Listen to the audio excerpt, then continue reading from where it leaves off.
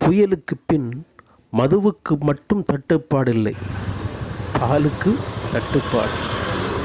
என்ன சொல்ல, பாலுக்காக மக்கள் காத்திருக்கும் அவல நிலை. காலையிலும் பால் கிடைப்பதில்லை, மாலையிலும் பால் கிடைப்பதில்லை.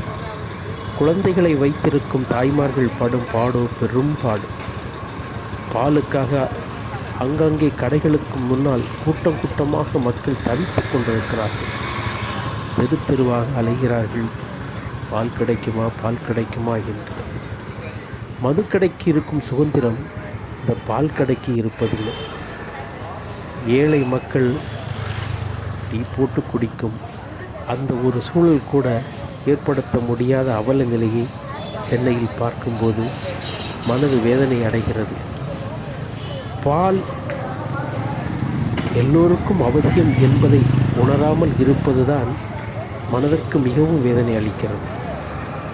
சென்னை என்று மாறும்.